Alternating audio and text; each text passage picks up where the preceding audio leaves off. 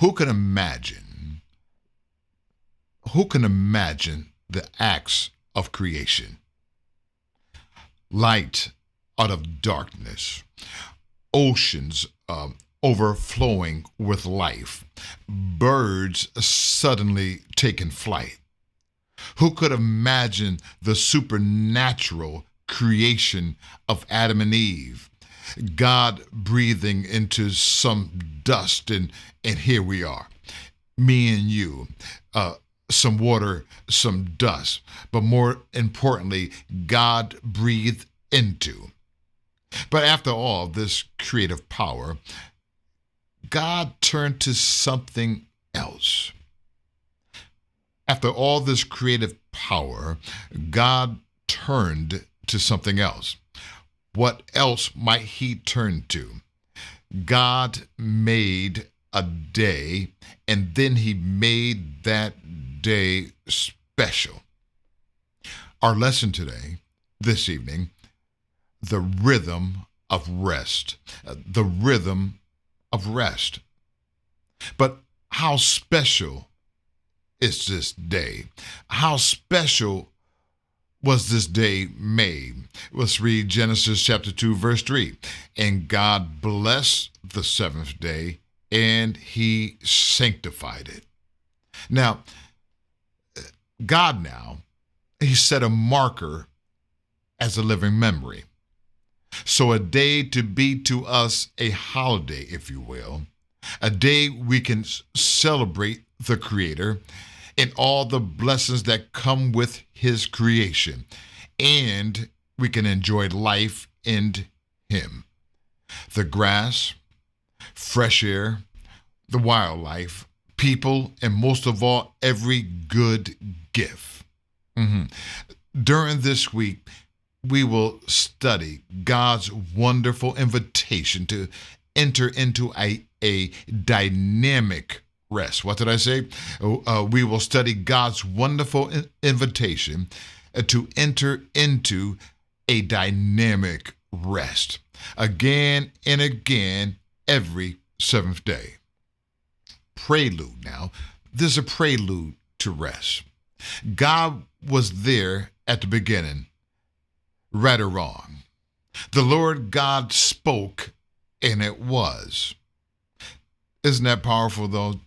Not to get sidetracked, but we serve a mighty God. He speaks, and it is. He spoke, and it was.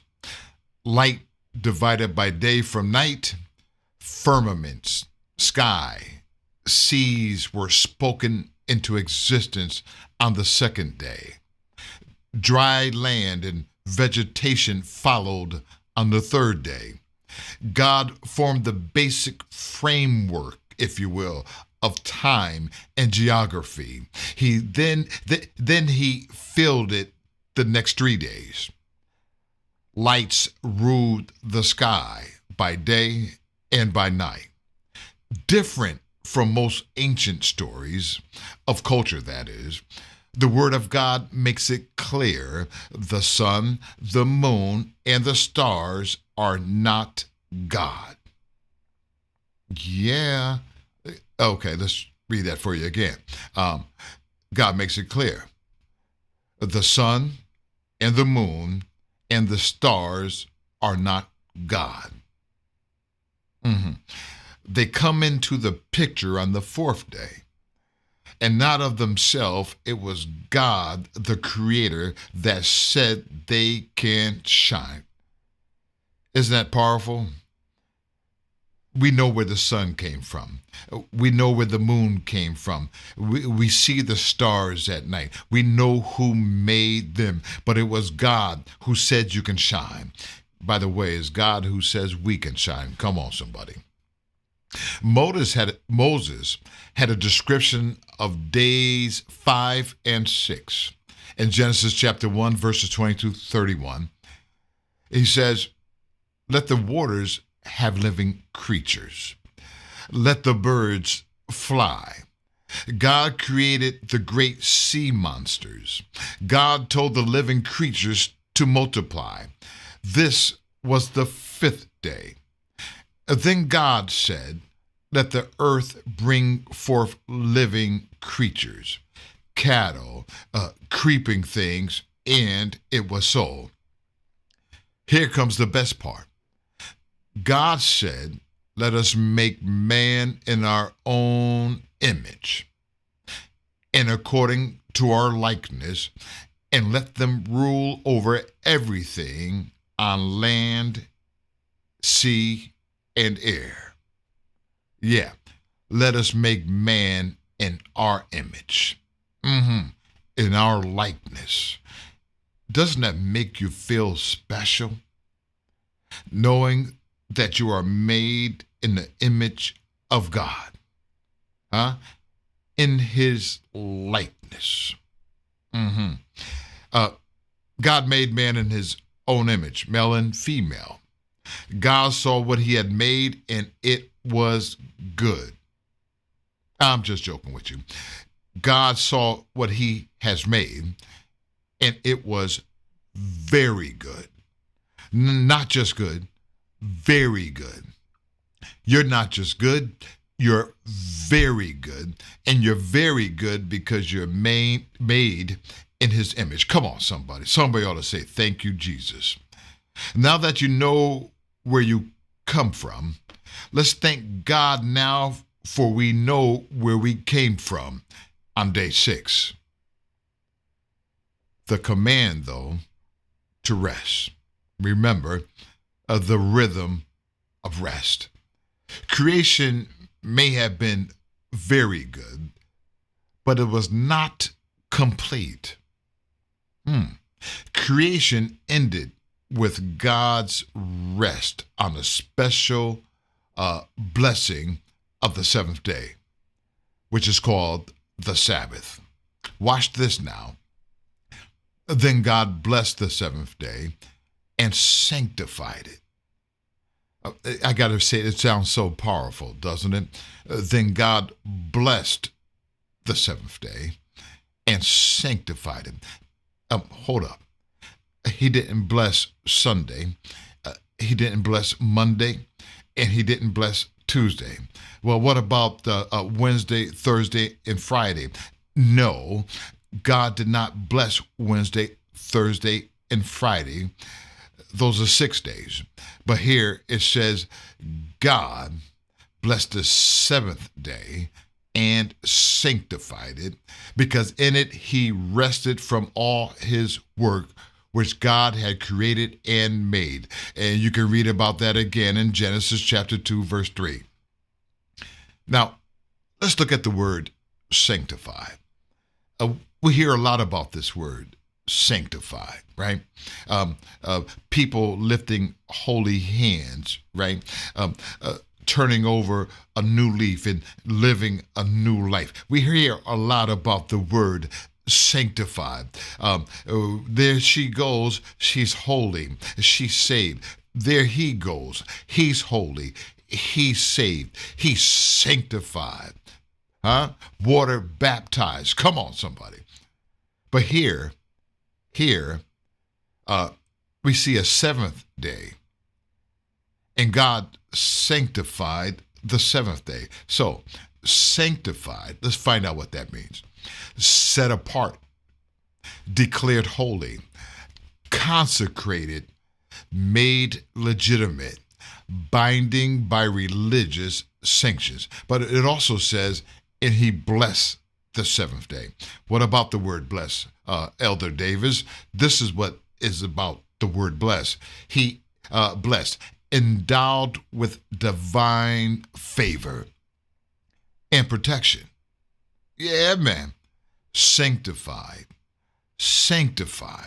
and blessed the 7th day.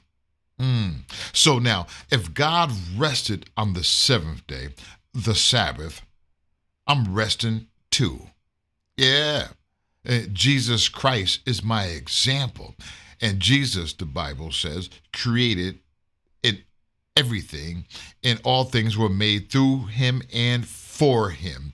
So he was there when God breathed into man the breath of life on day 6. Come on, somebody. Unfortunately, sin entered. Sin entered this world and changed everything. Yeah. There was no more direct communion with God. Adam and Eve no longer walked with their maker as they did before they fell, or the fall, so to speak, or before they bit the apple. Come on, somebody, you know what I'm talking about. Many years later, when God freed his children from slavery, from Egypt, he reminded them again of a special day. In Exodus chapter 20, verse 8 and 11, it says, remember the seventh day to keep it holy. 6 days shall you labor and do all your work. But verse 10, but the seventh day is the Sabbath of the Lord your God. It sounds more important when it says the seventh day is the Sabbath of the Lord your God. Why? Because we know that day is sanctified and blessed, set apart. Verse 11, for in 6 days the Lord made the heavens and the earth and the sea and all that is in them, and rested on the seventh day. The Lord blessed the seventh day and made it holy. Stop right there. When have you ever heard throughout the Word of God, the Bible, of God now, making something unholy after he called it holy? Huh? When have you ever seen that one? Okay, anyhow, if the Sabbath is good enough for God, good enough for my Creator, it's good enough for me. Is that all right with you? I can't tell you what to do, but if God, the Almighty God, the Creator, the great I am, the Alpha and Omega, if he rested from all his works, I'm resting too. Come on, somebody, and you ought to too. New circumstances. After 40 years of wandering in the desert, a new generation with vague, if any, memories of Egypt had grown up. This generation had a very different life experience from what their parents had. They had witnessed their parents' continued lack of faith, so guess what? They had a continued lack of faith. Yeah. How many of you know that your children will grow up doing sometimes what you yourself have done? But there's one thing they grew up knowing. Back to the Hebrew slaves, that is. What might that be? Let's look at Exodus chapter 16, verses 14 through 31. Verse 14, when the dew from heaven evaporated, there was a flake-like thing left behind. Now, you got to pay attention to this story. It's pretty good. And many of you may not have read it or know about it. Okay, verse 14 again. When the dew from heaven evaporated, there was a flake-like thing left behind. Verse 15, the flake-like thing was bread from heaven. Bread from heaven. Now we're not talking about money now. We're not talking about credit cards. We're not talking about the winning lotto ticket. Come on, somebody. We're talking about bread from heaven.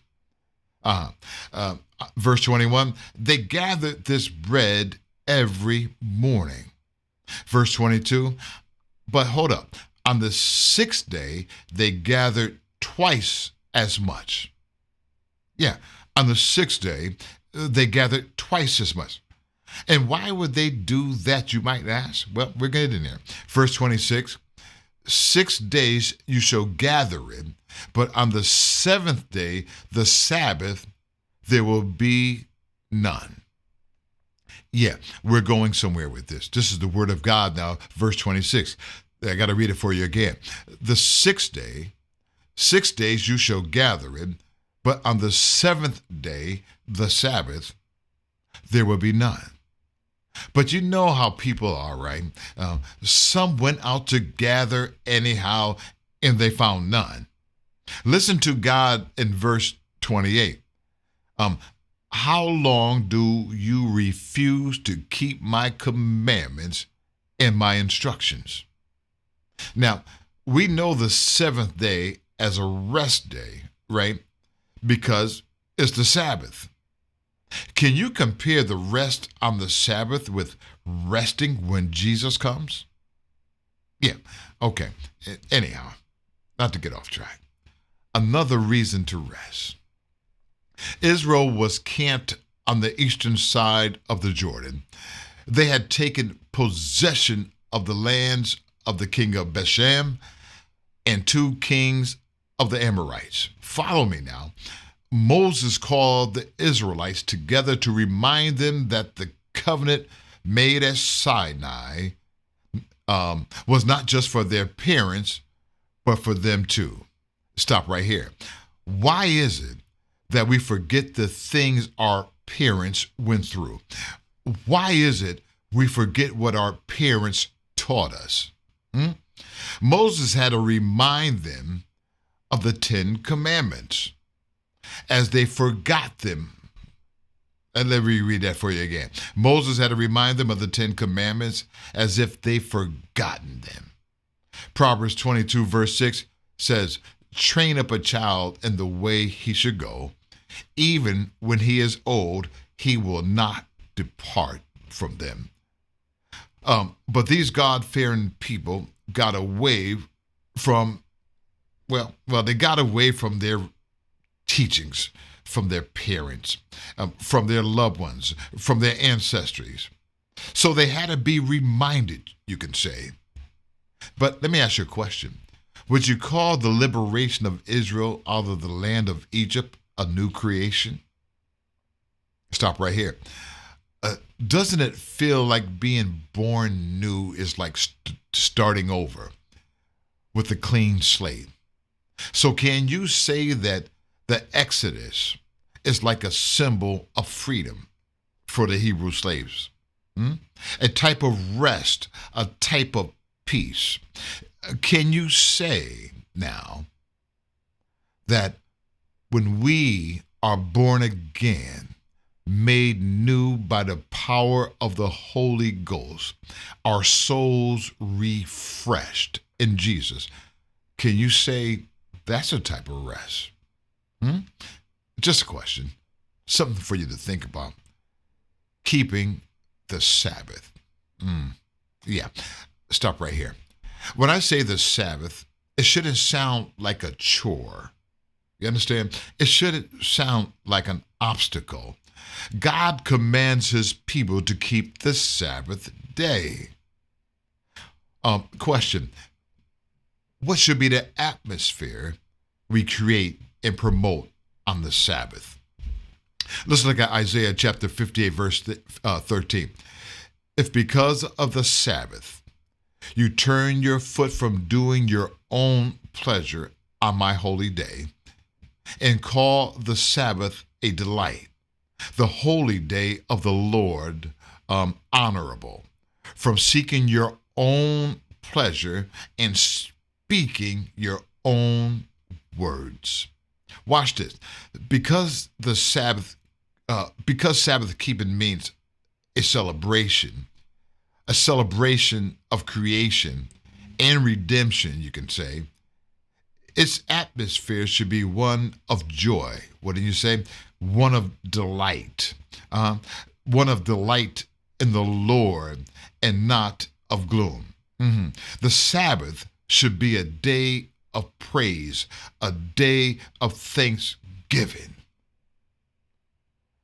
What has been your own experience, my friends, with the Sabbath and the blessings that come with keeping it? The Sabbath should be a party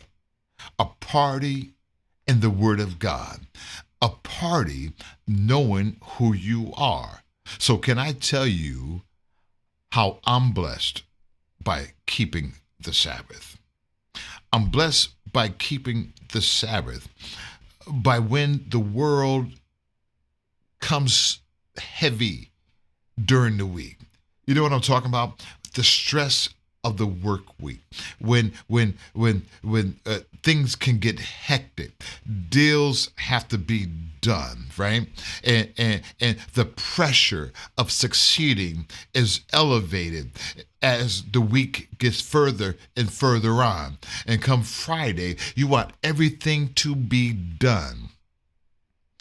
But can I tell you, when I wake up on Sunday morning, I'm starting to think about the Sabbath. I'm waking up on Sunday morning, the first day of the week. Some people may know that day to be the day of the resurrection and all this stuff, right? But God didn't make that day holy. God didn't make the first day of the week sanctified. He didn't bless the first day of the week. Sin creeped in.